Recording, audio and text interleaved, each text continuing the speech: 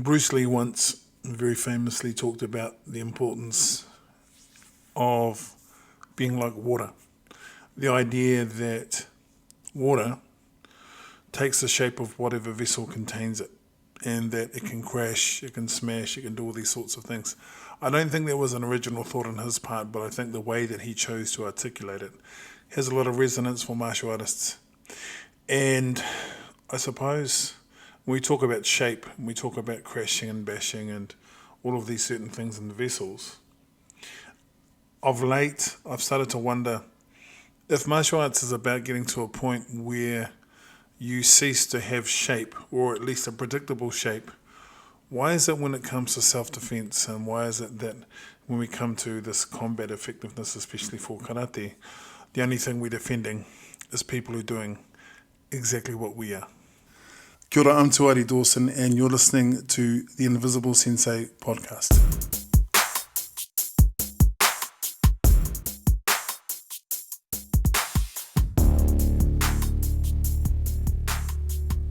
People do karate for lots of different reasons. People do martial arts for lots of different reasons. And I've spoken about this before, in that there is a renewed focus on effective technique, and there's a renewed focus on street application and practical bunkai, or letting go of bunkai and focusing on sparring and sort of all those different derivations of creating stuff on the fly. There's a school of thought that is all about doing two-person drills. The idea being that you're practicing techniques for different scenarios, not so you can literally be in those scenarios, but it's basically giving you, I guess, what's that word? That's giving you a vocabulary of techniques and principles that you can kind of call up to combat whatever situation you're in. But I guess for me, a pet peeve, something that I'm noticing at the moment, is there are some styles that, to my mind, are kind of like, they're not factories, or they're not places that you go to, I want to say improvise, I want to say create. There you go to preserve technique, not develop it, which I can totally understand. You know, some people will get into the weeds around the lineage of a technique or a kata or a style or a weapon, and I can understand that. I can certainly understand that. Depending where you come from, and for the many reasons that you might want to practice martial arts for fitness, for self-defense, or you're looking to do something that answers a need in you to feel as though you have something on board that is your own and something that you can shape and devote time to. Then you've got people, probably like myself, who are a little bit of a fanatic, I guess, and always have been doing it for almost 50 years, and which is not as long as some people, but it's longer than others. So I'm kind of in this weird space where you see the fads come and go. And, I've seen some fantastic demonstrations with different martial arts, but it's this kind of thing where every style has its kind of limitation, every approach has its limitations. There's this whole debate about what is, in particular for what I do, what is Okinawan karate. And the karate that I practice right now, today, as I'm speaking to you, is not the karate that I learnt. And there's an aspect of it that is not the karate that I would teach either. It's a personal approach, but my focus from time to time and over the years has kind of changed. I go through many different phases, and I think that's kind of healthy. But what I wanted to discuss with you, and it's taken the long way around, my apologies, is the idea that what we're learning to block, Jodan Nagiuke, Chudan Sotuke, Gerambarai, Harayatos, Kakyuke, or Hikyuke, whatever designation you have for these blocks or strikes, impi, uchi, or hiji, or hizagiri, or knee kick, or whatever, we tend, especially in karate, to spend our time defending techniques that we ourselves do. And I know there's lots of people who will listen to this and sort of go, well, not in my dojo, not in the way that I do it, and I think it's fair enough.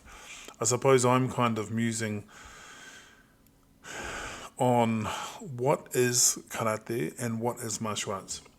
And I remember back in the 70s, there was this documentary a few years after, I think, the death of Bruce Lee. And I think it was called The Warrior Within.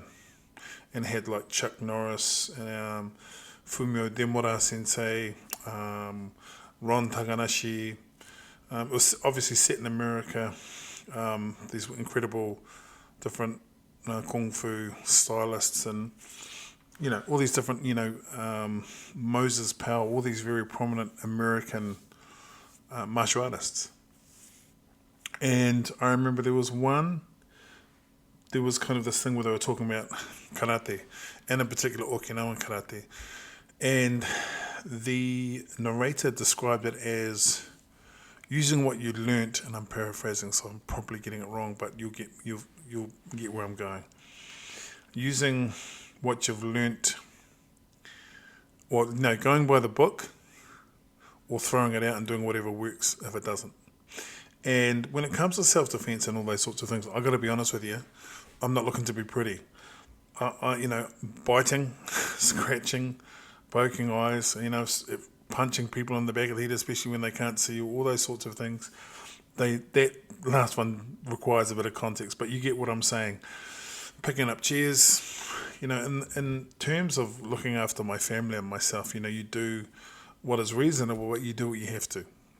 And some people kind of might have a problem with that. I remember I said to a guy many years ago about, what my thoughts on karate were, and I just said, look, man, if someone's coming at your family or trying to take your life, you do whatever you have to, even if that means, I don't know if this is controversial, that they go out in a box.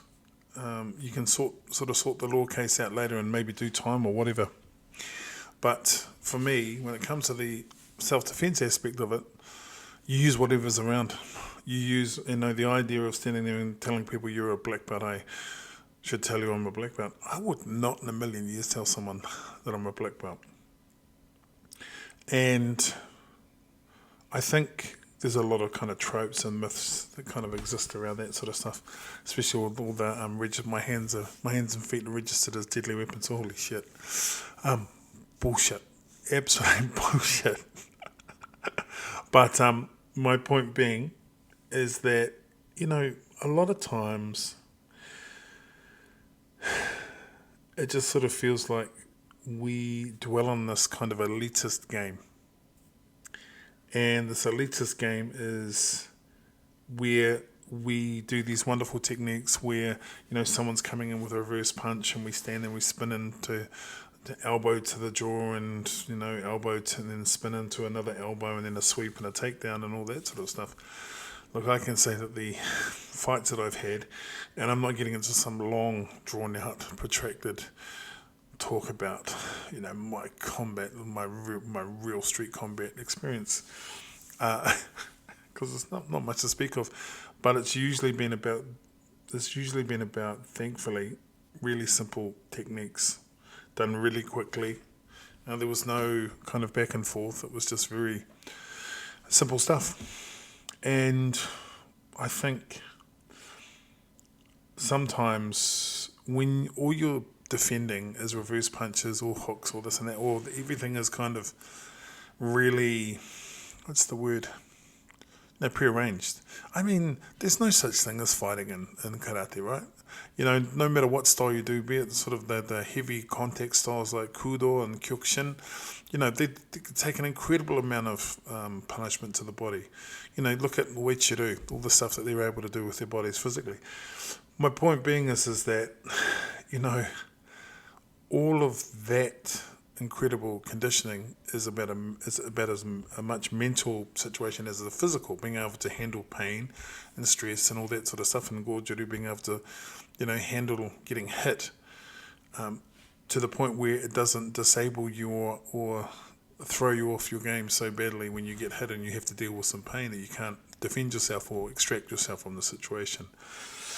I just sort of think sometimes people mistake contact for or sort of those things, full contact styles and this and that, and then you've got on the other end of the spectrum, you've got non-contact styles. I don't know how you have a non-contact style of karate, but apparently it's a thing. But as I said, people do it for all different reasons. But I think it's important from a practical perspective I'm a big fan of kakie, and yes, it's basically pushing hands and it's a sensitivity drill. But what I like about it is there's a fair level of improvisation that kind of comes in, and when you're doing it with someone who really knows what they're doing, you're practicing, you've got a really good kind of conversation, a physical conversation going on, you can learn a lot of stuff. But then again, it's not real combat either. So, when I say, why do we practice in this particular way? I suppose just talking it through with you, and you're such a great listener, thank you so much. And coming back around is that we just do the best we can with the tools that we have. And sometimes that may mean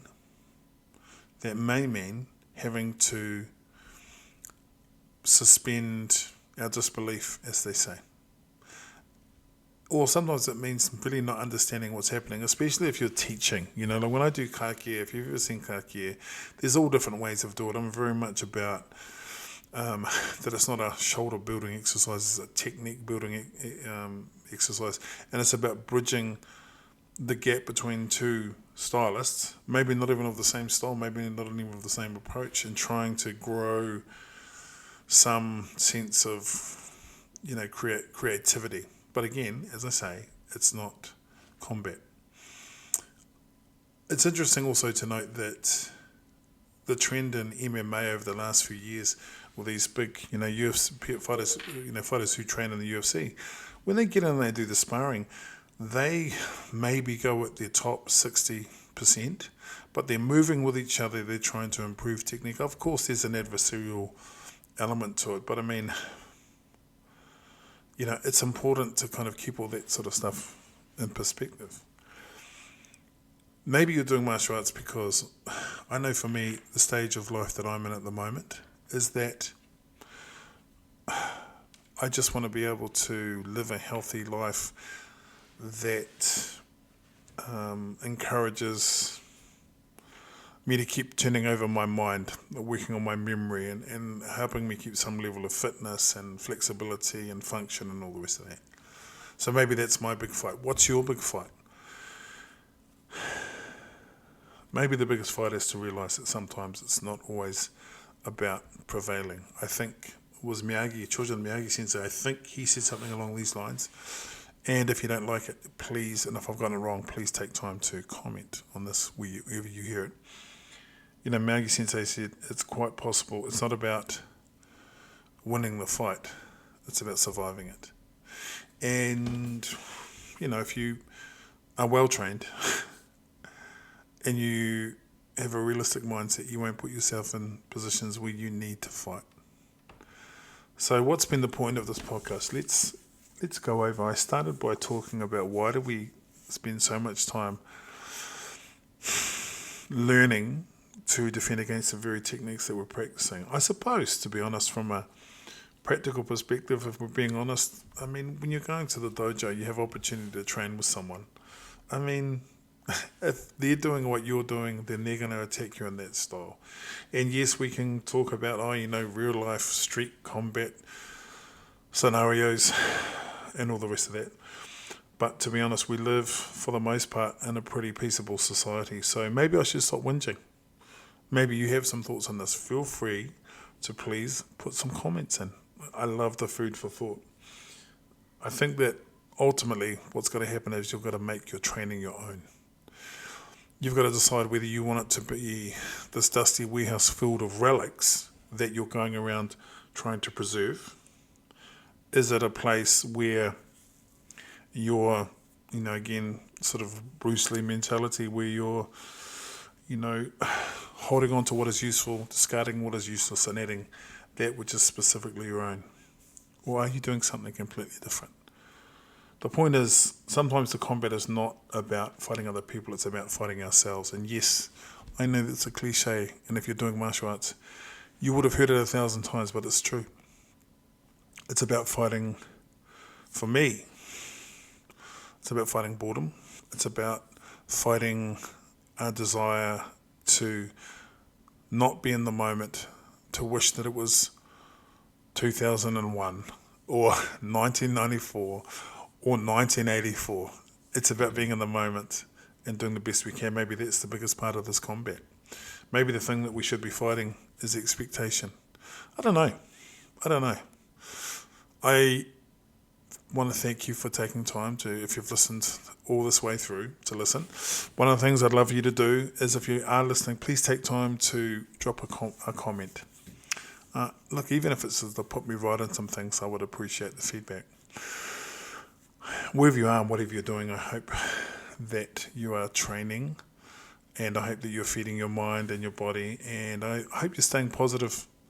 I suppose the challenge at the moment is to stay positive. There's a lot going on in the world, there's a lot happening, there's a lot of horror and pain, but I think martial arts is all about hope and imagination, imagining what we could be and what would be possible, and also teaching us that very rarely in life is anything ever settled with violence.